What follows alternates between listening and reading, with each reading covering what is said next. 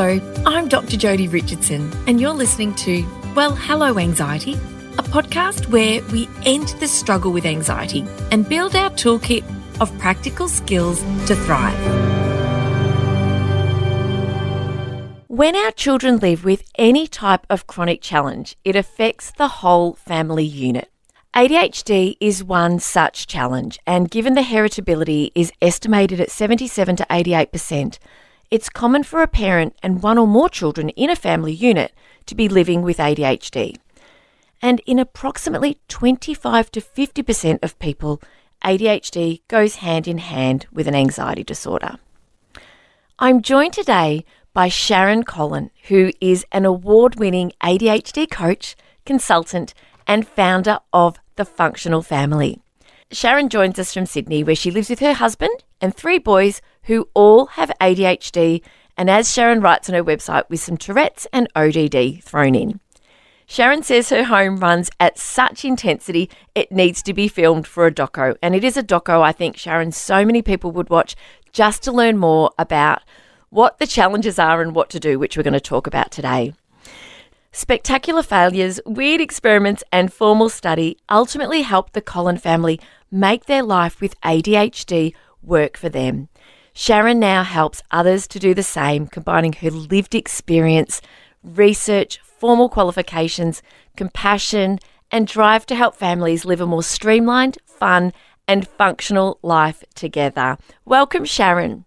Thank you for having me here. I'm so excited for our chat today. Oh, me too. And one of the things I wanted to say is because I've listened to your podcast, which we'll talk about a little bit later, and it's just a minor thing, but I say ADHD because I had a very strict grade 6 teacher who taught us to say H, and I remember her writing it on the board, AITCH, whereas these days my children, and the way you pronounce it, of course, is H. So Sharon and I will say it a little bit differently because I cannot undo that wiring in my brain. But we're, of course, talking about the same thing. And Sharon, I love the work you're doing. And I know you help so many families because of what you've been through. And I thought a really great place for us to start would be for you to explain ADHD so that there will be listeners who know more than they'd like to about it because they're living with it in their families, and others who know people who are working through the challenges of ADHD in their own family but don't really understand exactly how it affects someone and what's an ADHD brain all about. So that'd be a really great place to start. Yes, thank you. That is a great place to start. So ADHD is a neurological difference. Like you said in your beautiful intro there, it's largely genetic. And it usually comes down from either the mother or the father or perhaps both. And what it means and how it presents really is in 3 different presentations that's recognised in Australia. So we've got the inattentive type, we've got the combined type, and then the hyperactive type. Now, most people are the combined type, so that is both inattentive and hyperactive. And as you know, we know in Australia at the moment, it's a very, very big topic of conversation. How it plays out for the individual with ADHD is that it affects executive functions. So they come from the prefrontal cortex of the brain. It actually affects multiple parts of the brain, ADHD, but the most common part that we talk about is the prefrontal cortex. And executive functions are things like working memory, self-control, emotional regulation, prioritizing tasks, planning, focus, tolerating stress, and stress resilience. These are the things that can be impaired with ADHD. Now, along with that comes some super positives as well for ADHD. People with ADHD are usually incredible thinkers. Their brains are ideas factories. And we can really, one of the best parts of my job is helping them harness those positives that come along with ADHD. They're usually great creative thinkers. They're outside of the box. I know I'm getting too excited now. I'm going to let the podcast, I'm sure we'll be talking about this a little bit later as well. I love it. Yeah, go. Yeah, there's so many positives that come with ADHD, and I don't ever want to just talk about the challenges of ADHD because there's so many strengths as well that come along with ADHD. But we always want to pay respect to challenges as well that people go through, because It's not necessarily an easy road, but I like to think of executive functions like a muscle that you build. And what an ADHD coach does is we are trained in executive function skills. So we help the individual using strength-based training to build executive functions. So things like planning, task prioritization, organization, those are the things that we work with clients to help them build those skills.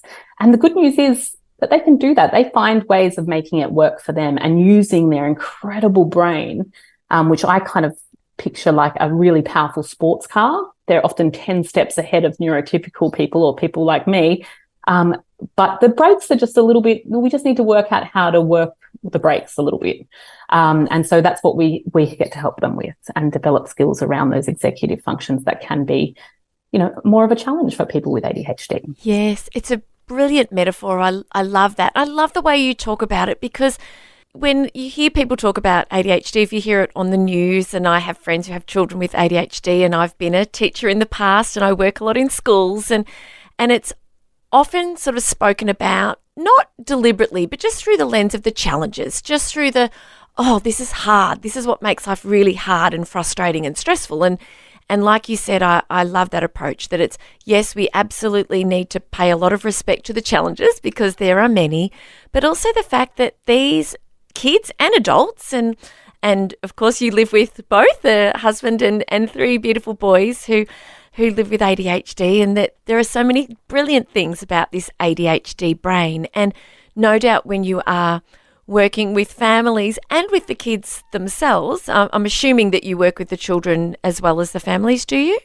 Not usually. So if it's teenagers and adults, I usually work with directly. And with younger kids, I tend to work with the parents because I recognize that seeing me for 40 or 50 minutes every 2 weeks is not as impactful as the parents who are with them all the time. Yes. So I tend to do it depending on the actual individual. I really want to be able to empower the parents with parenting confidence and knowing how they can help their kids with that executive function struggle. So that's what I usually do for the younger kids. Yes, that makes so much sense. And the impact of working with the parents is profound, and they're the ones that sort of really have to make the most difference over the lifetime. And of course, when you speak about ADHD the way you do, and the obviously the very real lived experience you've had, I know that in addition to the skills and the ideas and the strategies and the confidence, that you instill a lot of hope. Because I can only imagine, and it's not a part of my family, anxiety is very much a part of my family, but I know that when you talk about it this way, that it will make anybody listening where ADHD is a part of family life feel like, hey, I've not looked at it like that before, and this is a very different way to think about it, and I feel a bit more hopeful about where we can go to from here. So I really appreciate you talking about it. You've talked about the inattention, the combined, and the hyperactivity. So essentially the combined being inattention and hyperactivity combined. Yes, just so that I'm clear and that listeners have that good sort of foundation. So I know that you talk about the wacky and wonderful world of ADHD, and I'm sure it's been a very long road, and it's nice, isn't it, when you've moved through so many challenges to be at a point where you can reflect on the change and where you're at now with a more streamlined and functional family life. But if you could share a bit with us, please, about a day in the life of the Collon family, because it sounds like it is very much multiple race cars, with the foot to the floor. So, yeah, if you could paint a bit of a picture, that would be awesome. Yeah, sure. So I think I'll take it back to the origin story about why, because I think it paints a really good picture of my family dynamic. So Anthony, my husband, he presents quite severely on the hyperactivity side of things. And he, growing up in school, he had a really terrible time. It was full of trauma. He had to fight his way through, like physically. His mum just used to, so this was like in the 80s and 90s where ADHD was misunderstood and he was labelled the naughty boy. So she would sew his buttons back on his shirt every day after him fighting from getting bullied and, just awful growing up. terrible time at school, misunderstood by teachers, and, just trauma. And I had heard Anthony's stories, and I was looking at my gorgeous little boy who's just been diagnosed with ADHD, and the doctor had given us a photocopied pamphlet about ADHD, right? And I'm looking at my gorgeous boy and my husband who's had such a terrible time, and I'm thinking, I don't have the skills to make sure that my son doesn't have the same experience that Anthony did. Yeah. I don't know how to change the storyline for my little boy. And our home life, as I was starting to study it and experiment and try everything, we tried everything to help our first little boy. We subsequently had 2 other kids in the mix as well during this time. I started recognizing that there was patterns of things that I could do to make life easier, because our home life was chaos. I don't know, if you picture kind of cyclones, that's how I picture my kids and my husband, like that Tasmanian devil kind of vibes. They come in and they just are super, super hyperactive, especially my eldest and my husband. And then they go out and everyone's just like, whoa, in their wake, because they are high intensity, not in a naughty way, in a intense way, right? So lots of emotional dysregulation, lots of yelling, lots of fast movement, lots of climbing on things. The stories that I've got would make the stories that I've got of my husband and kids are quite intense. In the most delightful way possible, I actually get energy from them, but without the right skills to know what to do with that energy, it's quite an intense environment. Yeah. And so I was looking at my beautiful children and my husband going, oh my goodness, I don't know if I've got this in me. Like, these guys need something that I can't provide. I can't do all their executive functions for them. And back then I didn't even know what executive functions were. Yeah. I didn't have this language. So I was studying ADHD and reading everything I could and doing all these parenting courses and trying my hardest to make our home happy, because it certainly didn't feel happy to be in it. And I was getting just brick wall after brick wall. There was no support for families in general. There was lots of support aimed at the child, but there wasn't any support for the people that were supporting them. Yeah. And there was no community as such. It was just everyone was keeping it on the hush-hush because of the negative stigma. And I was like, oh, this has got to change. And so I started creating community. I think I've got a community group with now 12,000 in it. And I started sharing my weird experiments and seeing what made life easier, and sharing it with other people and seeing what made their lives easier, what parenting strategies worked, which ones definitely didn't work for the ADHD brain, and how we could work with the ADHD brain rather than working against it, because there's a real nuance to this. People with ADHD don't love being told what to do, right? So that parenting style of, telling your kids what to do, you have to be able to help guide them in a nice way that doesn't come across as you having authority. Yes. And it's really tricky and very different to how, we were brought up in our generation. So it's a whole new set of skills for them to learn. So any given day, it has intensity, and it still has intensity, right? Yes. But now we have a way of making it work for us. And now I've got the skills to be able to be confident in my approach, rather than just gripping and guarding my body and freaking out, just hoping things will work. And the stress and the anxiety for you as a parent, particularly because you are the only one in your family who doesn't have ADHD. And so you think very differently. And so it's been a huge learning journey for you. And as you said, it really took its toll. And so it's just been a matter of trial and error. But the fact that you brought people together is so important, because it's hard doing it, but harder when you feel like you're doing it alone. And so having that community, even though people can and do obviously work directly with you, having a community where you can just kind of share a frustration, or if you've been having a bad day or a win, sharing wins as well is so important. What's it like through the lens of a young person who lives with ADHD. What do you think kids with ADHD would love for people to know? Oh, there's so much. That just made my heart. That question's beautiful. Take your Just time. how hard they have to try. Because people tend to think of ADHD as a focus issue. And they also don't recognize the won't versus can't, right? So when an ADHD kid is perhaps acting out, they are communicating that they don't have the skills to cope in this environment. And you would see this a lot with anxiety as well. So you get behavioral challenges, and to the outsider, it doesn't look pretty, and they're like, someone needs to discipline that kid or whatever, whatever awful things people say.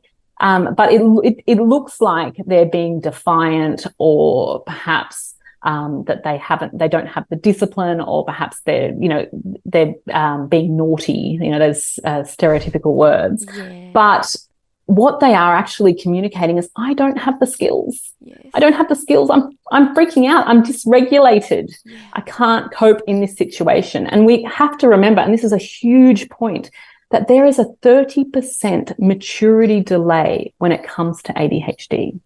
So we're looking at a little kid who's 10 and they really have the maturity of a 7-year-old. Oh my goodness, I never knew that. Is such an important thing to understand. Now, this is not intelligence. Kids with ADHD are often way ahead in intelligence, right? This is maturity. Yes. So we keep wanting them to do things that are outside of their scope. And we're pushing them and we're expecting them to be at the level of their peers, but they're just not there yet. Good news is it levels out at about 25, and we tend to see it sort of balance back up. But what I want people to know is just how hard they are working. So the term masking comes into play. So they might know that their brain works differently. They might know that they can feel dysregulated. Their whole nervous system is dysregulated. But and you often see this in girls, they present, they keep trying to look like everyone else, even though their brain is operating completely different. And the only problem with masking is it looks good, but it's exhausting. It's absolutely exhausting. So these kids and these adults with ADHD are working so hard to try and fit in, to be able to process the information that you're giving them, to be able to follow through instructions, to be able to be present in that situation. So that's the one thing that I want people to know, that there is a won't and a can't, and a lot of the time it is can't. Yes. I can't. I don't have the skills right yet. So we need to focus our attention on giving kids the skills, having that beautiful compassion and giving them the skills, helping upskill them rather than shaming them or putting them down or causing them more trauma, because most of the adults that I work with ADHD are now people with trauma. Yes. Because of how spiky the world is for these beautiful people with different brains. Oh. So we definitely want to just soften some of those edges for them and support them rather than judging them, and the people that support them as well. We've got to stop judging them too. Yes, that's it. That's exactly right. And I'm picturing a little one in the class, or not such a little one, a teen in the classroom, and that really discipline and trying to get that child fall into line like the rest of their perhaps mostly neurotypical peers is probably the way that a lot of classrooms operate. And perhaps the way to think about it, if I was in the classroom having listened to this conversation that we're having, I'd be thinking, right, what does this child need? So in this moment, and I love, and I quote him a lot, Christopher McCurry, he's a child and adolescent psychologist from Seattle. He shared, and he attributed this quote to someone else who I can't recall, but all behaviour is a message. And I've used that as a quote in relation to anxiety, because the anxiety is the discomfort. What comes next is kind of what we see, the actions and the behaviour, and that's in response to the feelings of anxiety. And so what is that person trying to convey? How can I receive this message and interpret this message so that then I can react, or respond is a better way to put it, appropriately? And that's what I really love about this opportunity to talk with you, because you know it from a professional point of view. You've developed the expertise, and but you live and breathe it every day with your beautiful family and with all of the families that you support. And I really think that for listeners, for parents with kids of ADHD, or for teachers perhaps who are listening, or parents who would like to help their teachers understand a bit more, please share this episode, because it's just this understanding. It breaks down the barriers, doesn't it? And I know that when we don't understand, as a teacher in a classroom, we don't have the understanding, we feel at a bit of a loss sometimes. And it's easy to revert to kind of what has worked before, which can be, the carrot or the stick, to keep it simple. And we need to be able to say, right, okay, what's happening here? What's the need under these circumstances, and how can I support this child? But it's so very hard. Teachers have such a tough job. They do. They really do, don't they? They do. And I've got some tools for teachers on my website as well, for those who want that free resource too. It's really tricky for teachers. And if I could give one piece of advice, is that connection with a teacher and having a safe person that they are connected to will make things a whole lot easier. Because kids with ADHD tend to do really well. I kind of think of their brain, and this is not based in neuroscience. This is a Sharonism. This is how I think of the ADHD brain, because it's so complex. And I was finding that I knew so much about it that when it came to the heat of the moment, especially when it's my own children and it's emotionally charged, I'd freeze. I wasn't sure what the right strategy to throw out it was. So I kind of pictured the ADHD brain having 3 modes. And this might help teachers. This is why I'm sharing this. It's open, closed, and neutral. And I kind of picture it like the pinball arms of a pinball machine. Yes. So open to me is, what opens it is things like praise, the feeling like they're doing well, the feeling like they're liked. Things like novelty opens it, interest of, so if they're naturally interested in something, these are the things that open it. Things that close it, when they're, pretty much trying to think through mud and you get all that resistance and lots of ADHD symptoms coming out. Things that close it is negative feedback, the feeling like they're not doing very well, the things like that they're not liked. Pressure closes it. So when we're all at our kids going, come on, get out the door, you got to hurry up, and we come and bring that rushing energy, now they're not able to think, they're thinking through a closed brain. They're having to work so hard. So sometimes we're better to just reset and open it by doing something that we know is going to open it, like novelty. You might be able to introduce or take them outside or do something else to help open their brain again. Or perhaps, do something that they're good at, let them open their brain by using that little skill there to allow them to think and participate in what you're asking them to do. And then the third mode is neutral, which is habit, when they're not kind of thinking at all. It's just a pattern that they're running. So driving would be a good example. Like, how hard did we all have to work to learn how to drive? But now we do it and we're thinking about something else completely and we're not actively engaged in driving. Yes. So that's how I kind of think of it in the 3 modes. And the reason that that's empowering is, if it's shut, what can we do to open it? Yeah. If it's open, how can we keep it open so that they're engaged? So things that a teacher might do that could shut it is, they might say something like, because kids with ADHD are super sensitive, get the impression that they're not liked or they're not welcome. Or perhaps they might say something like, hold your questions till the end. Now, holding the questions till the end is catastrophic for kids with ADHD, because then they've just got to think about that question, because they've got short-term memory recall. They're just thinking about the question, trying to remember it to the end. They now can't participate in anything else that's going on in the class. They're worried about forgetting that question. Yes. And then chances are it's gone before it gets to the end, when they've got that question, like they then can't participate in anything else past that point, because it's adding that pressure. So there's lots of really great things that teachers can do. But if there's one thing, it's that connection piece. Show your kid that you like them. They will always do more for people that are on their team. And they will always be more compliant, because they need people on their team. They just want to be liked and accepted like everyone else. And the beautiful thing about that is something that's transferable to every child in the classroom, and that feeling of psychological safety, that trust, that connection, that I'm a part of something here, we're all here together, and that connection with the teacher is something that settles the nervous system, like you say, and opens the brain. And that is true of every student in a classroom, and particularly true of those, obviously, with an ADHD brain. And so, and that's the thing, isn't it, that there's so much to do in a school. There's so much to kind of, and I'm using sort of talking marks, get through in terms of curriculum.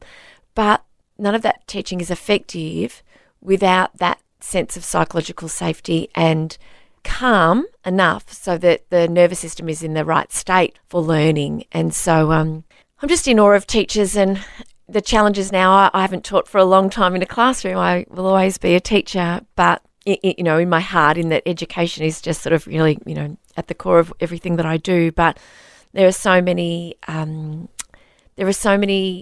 different types of learners in a classroom. And so it does take time for teachers to get to know the children in their class. And it's, of course, different at primary than it is at secondary. When a family is looking to start communicating with a child's teacher or teachers, what are some of the key things that you would encourage parents to share about their child with ADHD to sort of really help the teacher to get that little bit more insight into how they can best support that child's learning? I think the most important thing is just, as you said, the sharing part. So being keeping those communication lines open between the parent and the teacher. We want to keep that a beautiful, nice, collaborative relationship. Often as parents, like from a parent point of view, we can feel like there's kind of death by 1,000 cuts. So an example would be like we go to pick up the kids from school and they like, can you just come in here? He hasn't had a really good day. And then we go take them to sport. And then the coach says, oh, like we've just had a hands-on incident. And then, we go to the babysitter and the babysitter says, oh, they haven't had it. And at the end of the day, you can start to feel like you're a bit on the defensive as a parent.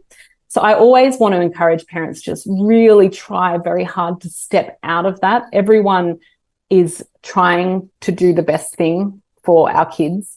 And it doesn't help when we are coming in at feeling very anxious. Yes. And it's very hard to do, to not feel defensive when you've got kids with especially extreme behaviours. Yeah. But collaboration, having a collaborative approach is the best. But I always like to share with teachers, and I'm so lucky to have met some of the most beautiful, caring, incredible advocates in teachers, that I like to share where my kids shine.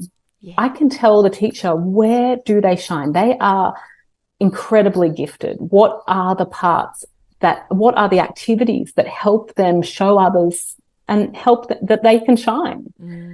So I will share with them all the things like, my boys like motocross. They love motocross and it's dangerous enough to hold their interest. It's a beautiful community and they love it. So instead of making that assignment about, I don't know, whatever it was going to be about, find a way to incorporate motorbikes into it a little bit. And then we can do it on that. Let's go with what the ADHD brain wants to do, which is where it's interested.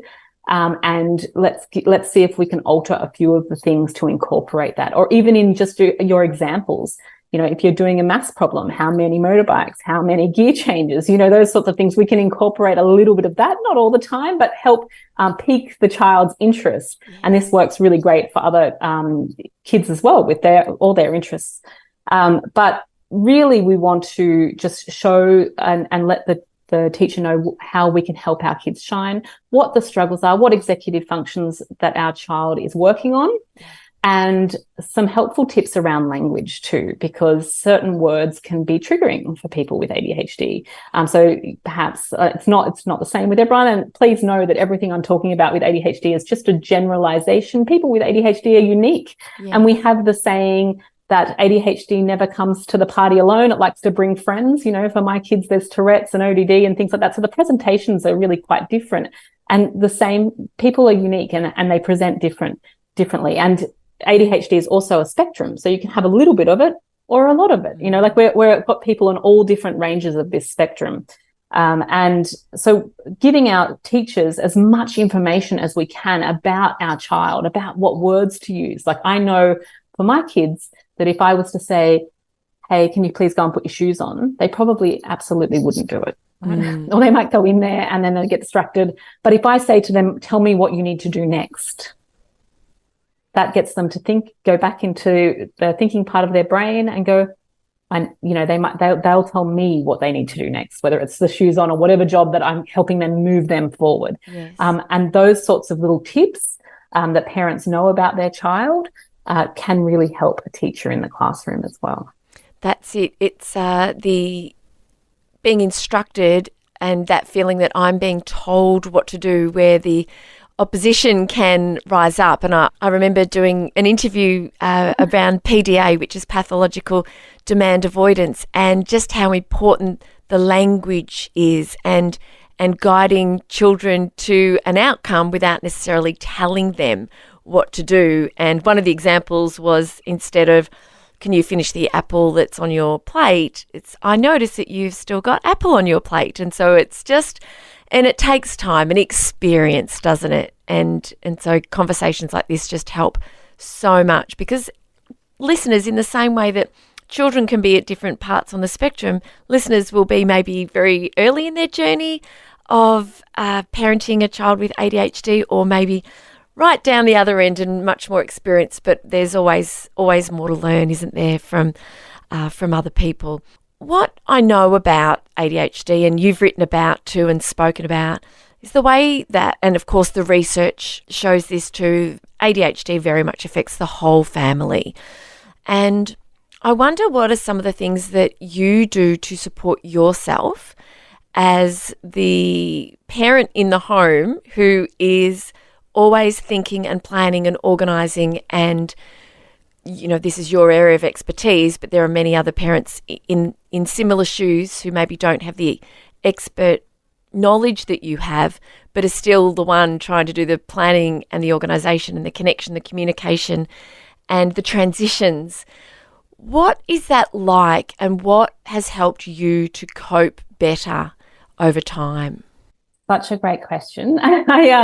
I think the thing that I've noticed is that ADHD in itself is a dysregulated nervous system, or a nervous system that plays by its own set of rules. But what I was noticing is that the parents can often, whether they have ADHD or not, they end up having dysregulated nervous systems themselves. It's because we are trying so hard to do everyone's executive functions for them. It's very labor intensive. Everything takes a lot of time, and we end up guarding, because even if our child doesn't have a meltdown that day, we anticipate that they might, and we start tensing for everything. So even if that meltdown doesn't eventuate, we still have had a reaction in our body. Yeah. So I, in the early days, did not handle this very well. I was very, developed a state of kind of hypervigilance. And so I was like super, super organized, watching all the time, ready. Like I was in a state of cat-like readiness all the time, ready for danger, because my kids were runners. They would just run out onto the road. It's just constant danger. And a lot of the strategies that we would, say for someone who is living in that state just don't work, because, we can't have these conversations when my child's on the roof, Yeah. and I'm just living from one danger to the next danger. So I quickly realized, and some of it took getting diagnosed with psoriatic arthritis, which is a horrific autoimmune condition, is that I had to look after myself first. I had to prioritize my health if I was going to be able to help anyone else. Yes. And so I know there's things, I've got a little list in my phone of things that make me happy, things that help me regulate.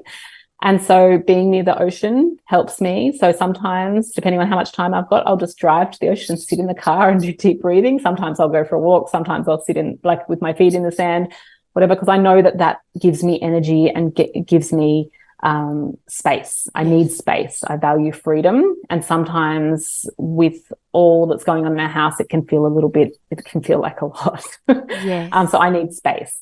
And so I know that that helps me being near the sea. I know I've got girlfriends that I can call and have a laugh. I know I've got people that I can vent to.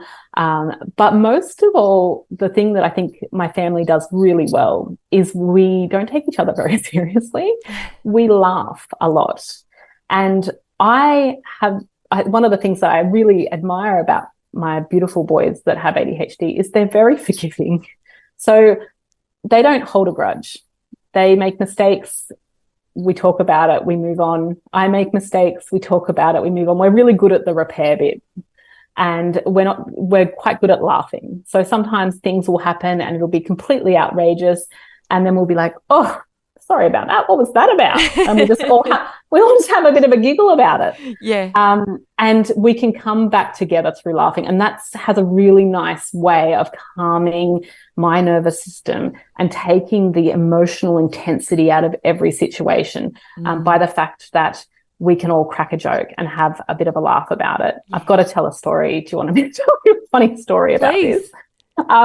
So my husband was helping, I think I wasn't feeling well one day or something like that, and he was helping me cook. I'd cooked the dinner and he just had to serve it out.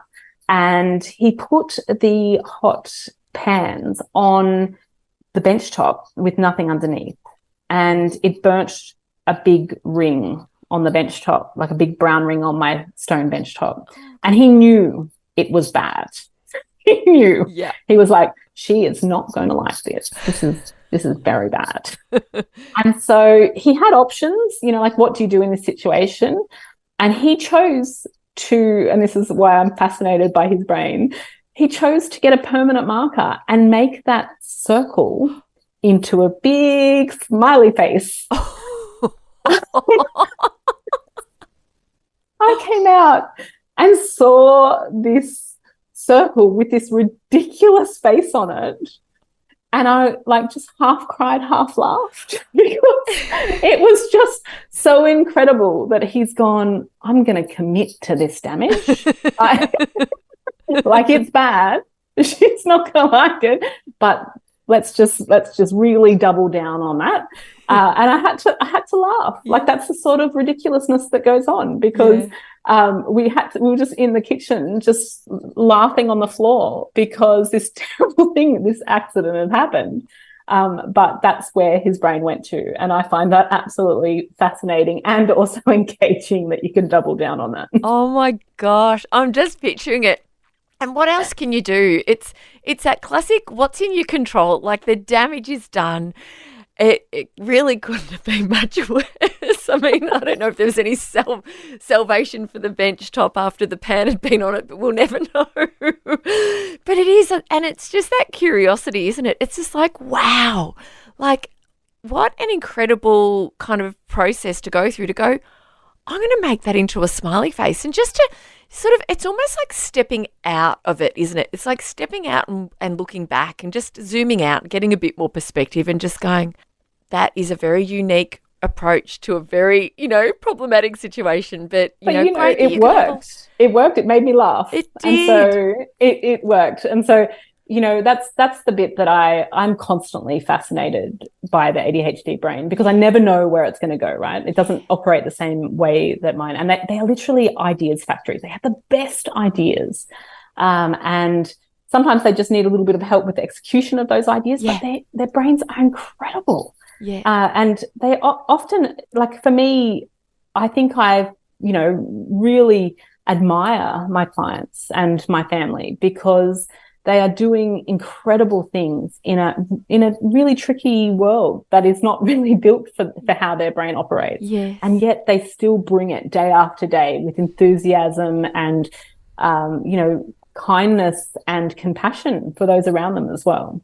The conversation that we're having today, and I've spoken to people about autism, and just that the more I talk to people and learn about the way the brain operates, just there is more diversity in the way brains operate than I think any of us realise. And over time, in classrooms, in families, in sport, in workplaces, there'll be just more understanding, and that's why chats like this can go such a long way to really helping people to look at things differently and just have more compassion, if nothing else, for what a child or a family is experiencing. And before we finish up, I really would love for you to share a handful, if you can, of ideas that families might be able to take into their lives if you are parenting a child with ADHD or partnering somebody with ADHD, or perhaps it's something that you live with yourself as well. I know that you've said on your podcast, I listened to your latest episode, which was all about preparation ahead of possible challenge, which having those preparation type conversations whereby if you're going to the trampoline park, a few days ahead of that, you might just ask a series of questions. You do it in a really casual way so it doesn't feel like the Spanish Inquisition, but just to kind of plant seeds of, what if you're thirsty, or what if you can't find me? And just get your kids thinking about, what would I do in that? So if that situation arises, they've had that kind of opportunity to think about it. So that's very clever. What other ideas are really impactful when it comes to parenting a child with ADHD? I think the best thing, and the thing that has had the most impact for my family and many others as well, is to address predictable problems. Right. So we know that there is sort of a series or problems that are on repeat for families as they go through. And now these are different to meltdowns. Meltdowns for kids with ADHD and people on the spectrum and kids in general are distressing, right? But we tend to handle those pretty well. It's the daily predictable problems that really grind us down. So things like that, an example would be that when I pick the kids up from school, I'm excited to see them. How was your day? And I was peppering them with questions, and they were really angry when they got in the car every day. And we'd end up doing this awful drive back home, and I'd be like, I wish this is awful. They should be able to do this. Why are they being so yuck to me? And, and it was all of this story that was running in our heads, and it was affecting our relationships. So that, because it happens every day, it is a predictable problem, or it happens more than once. It's a predictable problem. I know that they're going to have a problem when they get in the car, and it is happening on repeat. So that's how I describe a predictable problem. And what I would love for families to do is to take themselves out of the situation when it is nice and calm and have a look at it from a bird's eye view. So have a look at it almost like a CEO would auditing a company or something like that. Okay, what's going on for our child here? What's going on for our family here? Is there anything that we can do about this particular point of friction, this predictable problem that is happening, so it stops sucking some of our energy? So I like to collaborate with my kids, because I think we are always better when we work out a solution with our incredible ideas factories that are the incredible ADHD brain. Yeah. We want them to have buy-in. We want them to think about what's going to work for them. I want my kids to know how to solve their predictable problems. So I might say something like, when they're nice and calm and they're regulated, we don't do this in the heat of the moment when everyone's upset.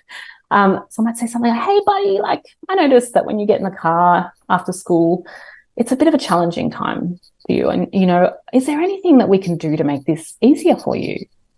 And let's workshop some solutions. We don't just come up with one, because the ADHD brain loves a bit of black or white thinking. And if the first one fails, they're often like, well, that's done now. So we like to come up with a few. So I work with the kids. We come up with a few different possible solutions to that scenario. And then we trial them. We just run it like an experiment. We see what works. And that process of solving predictable problems isn't really about solving the problem. It's teaching our kids to problem solve. And make their life work for them. And in that particular scenario, my kids came up with the fact that they were just really hungry. Right. And so we workshop this, and I've got a really great resource for you if you go to my website, www.thefunctionalfamily/worksheet. So they've workshopped this scenario, and what they've come up with is that I wait at the gate with some snacks. I don't ask them any questions about their day until they've eaten something. And then once they've eaten something, then I do sweet or sour with them. So what's your sweet point, your sour point? And that has solved that predictable problem of us fighting the whole way home in the car. That simple little thing of changing the order, because what I was doing before was waiting till they got home to give them a snack.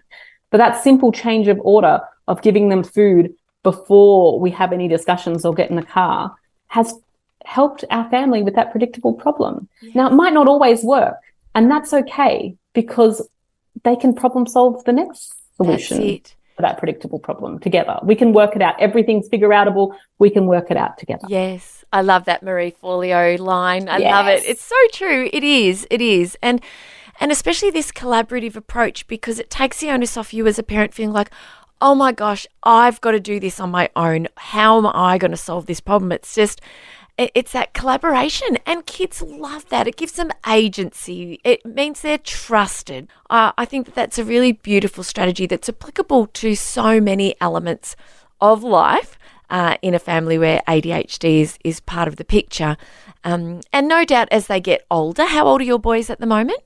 14, 10 and 8. 14, 10 and 8. Okay, so yeah, definitely at ages where that you can get those conversations going, and then you just make age appropriate changes if they're a little bit younger. Sometimes they might not be able to sort of throw in ideas into the conversation, but you might be able to suggest a few different ones and they can start to choose. And so this idea that you can workshop it and think about these predictable challenges. I know you've talked about transitions. I know you've talked about the response when they feel like they're being told to do something. I wonder if there's, before we finish up, because this obviously so much we could talk forever about the different things that can be done to really make a difference. And I really encourage you as listeners to check out Sharon's resources. And no doubt you've realised from our conversation today that Sharon is just so kind and loving and compassionate and caring and deeply dedicated to making a difference in the lives of families where ADHD is a part of the picture. So lots of great resources. But before we part ways, is there anything else that you would like to share with our listeners today about ADHD? I think, we've done a really great job of giving a nice, well-rounded approach to it. And I just love to share that, people with ADHD, the world is changing, right? There's a tidal wave of change that's happening. We're getting so much more understanding of it. People are developing more compassion around it, and more understanding around it. Not only for the people with ADHD, but for the people that support them as well. And so just hang in there. The world is changing. It's just taking a little while to catch up, but it is, there's truly so much to be celebrated about ADHD. I mean, all my favorite people in the world have ADHD, Yes, that's it. There is so much to be celebrated. And as we started our conversation, you were talking about the great strengths. And so hopefully what we've discussed today not only really helps families feel more equipped, but also just to think about it differently. That, yes, there are challenges, but there is so much to celebrate. And there's, like you say, the learning, the research, the ideas, the strategies, the communities are there. And if you can tap into that, it will make the journey so much easier. So that is a perfect segue for you to please tell us how people can connect with you and learn more about your work and your community that you have created over many, many years. Yes, thank you so much for our chat today. So my website is thefunctionalfamily.com. There is a podcast there. It's called ADHD and Families Podcast. There's free resources on the blog. There's a membership. There's a program. We're on Instagram. I do private coaching, ADHD coaching and parent mentoring. There's a whole stack of incredible resources there. And it's basically everything that I wished we had been offered at the beginning of our journey with ADHD. And I really hope that you get in there, get in the community, in the Facebook community. It's called ADHD and Families. It's a group, and get involved and meet your beautiful tribe that's there waiting for you. Ask questions and support others that are going through that same journey as well. Thank you, Sharon, and thank you for the work that you do. And it's classic, isn't it? I've spoken to many a guest, and one said, research is me-search. I've always said we make our work from our wounds. We often are really driven passionately to create the things that we wish we had when we were going through our own challenges, and that's exactly what you've done, and you do it so well. So thank you again. Thank you so much. Thank you, Sharon, and thank you, listeners. Thank you for joining us for this conversation, and Please share this if you know a family that might benefit from listening to Sharon's expertise and experience. Please share it. And also with your school is often a place that more learning about ADHD is really helpful. And I really thank you for sharing your time with me again. And I cannot wait to be back with you again for another new episode next week. Okay, bye. Thank you so much for joining me for this week's episode. If you enjoyed it, please subscribe and leave a review. To keep the conversation going, I'd love you to join me over on Instagram. You'll find me at Dr. Jodie Richardson. Also, if you'd like a copy of my free 5-day mini email course, Calm Your Anxious Brain, then jump over to my website, drjodirichardson.com, and you can sign up down the bottom. I've really enjoyed having your company. Thanks so much. See you next time. Hi there, Dr. Jodie Richardson here. Do you have a child who's feeling anxious about starting school, a tween who's transitioning to high school, or perhaps a teen who's changing campuses in 2024 or changing schools altogether? Transitions can be especially hard for our kids and teens because they go hand in hand with uncertainty. There are just so many unknowns. But what we know for sure is that uncertainty drives anxiety. And so if you have a child or teen who's feeling anxious about school for any reason, it's perfectly understandable. Left unchecked, anxiety around school can lead to a morning off here or a day off there, and these absences can escalate to school refusal, which is why I've created a new online program for parents called Well, Hello School Anxiety. The program will run live over 4 weeks starting in mid-January, where you'll learn all about the brain, anxiety, and how to identify it, exactly what to do and say when anxiety around school shows up, powerful anxiety management strategies. You'll create a custom plan for your child's unique situation. You'll learn how to enrol the school's help to support your child through the school gate each morning, and so much more. You can learn more about this program and secure your place by heading to my website, drjodirichardson.com, and clicking through from the top of the homepage. I can't wait to work with you and help make school transitions in 2024 smoother and less stressful for the whole family.